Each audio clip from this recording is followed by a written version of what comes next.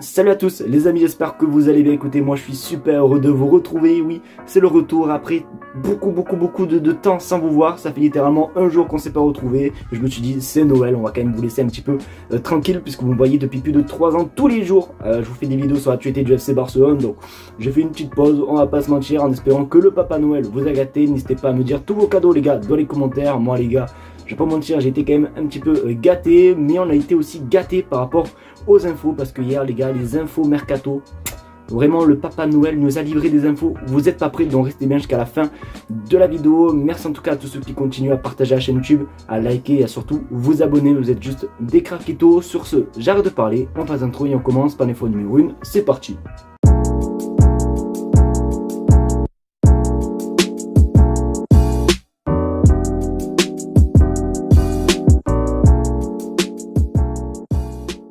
On va tout simplement commencer cette vidéo par parler d'une info les gars, c'était sûr et certain, je fais que vous en parler depuis simplement la blessure de Ter Stegen. C'est vrai qu'on a recruté un gardien sous le nom de Szczęsny et malheureusement on l'a toujours pas vu, et je vous ai toujours dit à mon avis ça va être vraiment un gardien qui va tourner sur certains matchs et compagnie, et je pense que son premier match sera en Copa del Rey. Et tonton Barsatil ne s'est pas trompé, car regarde ton écran, Wojciech Szczęsny devrait être le gardien titulaire de la Copa del Rey de Barcelone. Donc oui, je vous rappelle que le Barça devrait affronter, du moins devrait affronter, c'est même sûr et certain, va affronter tout simplement le club de Barbastro, le club pour lequel on avait un petit peu galéré la saison dernière.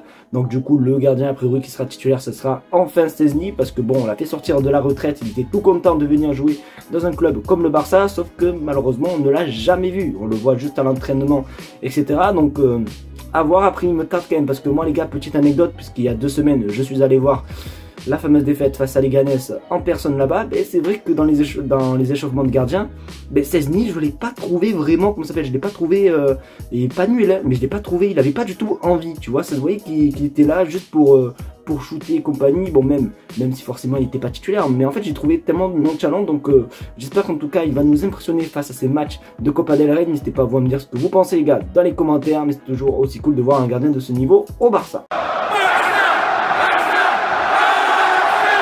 On va parler mercato estival. Vous le savez, chaque saison ça nous promet des trucs de fou, ça nous dit on va faire ci, on va faire ça, et chaque année on fait strictement rien du tout. Et là aujourd'hui on a une petite liste par rapport simplement aux joueurs que le Barça pourrait vendre pour un bon petit chèque.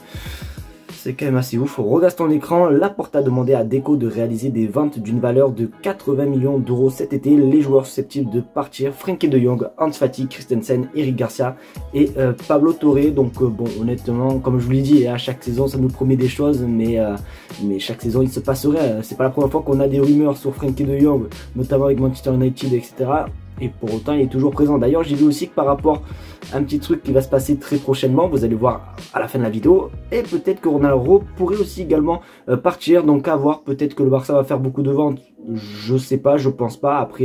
Après avoir, n'hésitez pas à vous à me dire ce que vous pensez les gars dans les commentaires concernant cette info. Mais comme je dis, c'est toujours pareil, et il n'y a jamais personne en fait finalement qui bouge. Peut-être même pourquoi pas faire partir définitivement Clément Lenglet aussi. Voilà, ça peut être aussi des options, il y a beaucoup quand même d'options, mais je trouve qu'il est beaucoup trop tôt pour parler un petit peu de vente, sachant qu'on n'est même pas encore en janvier 2025. Donc on a le temps, et après on verra, mais comme on dit à chaque fois, affaire à suivre.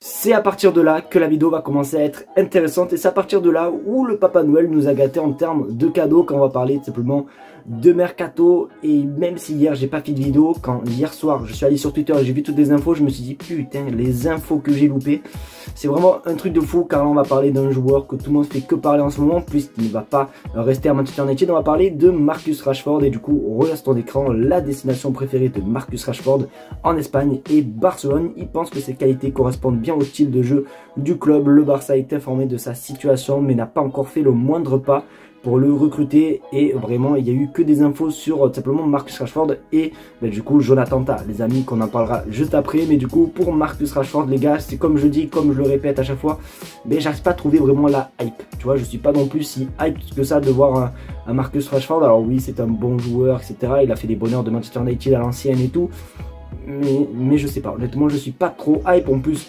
je crois que son contrat finit dans quand même pas mal d'années, donc du coup ce qui veut dire que là on va devoir le payer un prix quand même, je pense, assez élevé. Donc je sais pas, je pense qu'il y a quand même pas mal d'autres options dans ce poste là. Après peut-être que je suis fou, hein. Je vais vous mettre un petit sondage les gars dans l'espace communauté, vous allez me dire vous.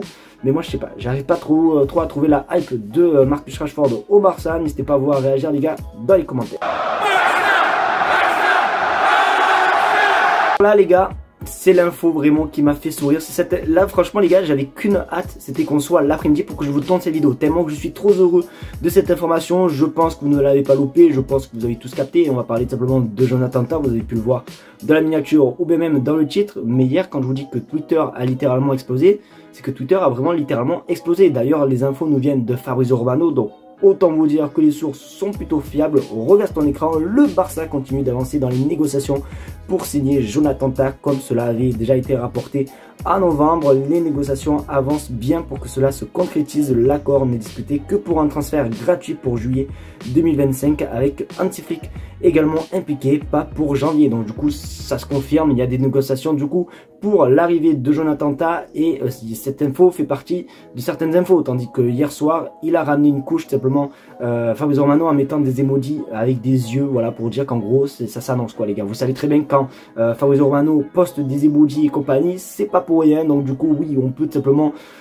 commencer à se dire que la première recrue du Barça pour la saison prochaine sera Jonathan Tah gratuitement. Et c'est pour ça que tout à l'heure je vous avais parlé un petit peu du cas Ronald Araujo, puisque c'est vrai qu'avec l'arrivée de Jonathan Tah, ça va faire quand même pas mal de défenseurs. Il y a notamment Nico Martinez, Pau Cubarsí, peut-être Christensen aussi qui pourrait partir. Il y a Ronald Araujo et maintenant il y aura peut-être Jonathan Tah. Donc autant vous dire que oui, il y a quand même pas mal de matos en défense. Mais en tout cas moi les gars, je sais pas vous, mais quand je vous dis que je suis hype à l'arrivée tout simplement de Jonathan Tah, c'est que je suis vraiment trop hype. Donc du coup ça se confirme et hâte de voir tout simplement l'officialisation. Mais c'est, les gars, ça sent trop bon.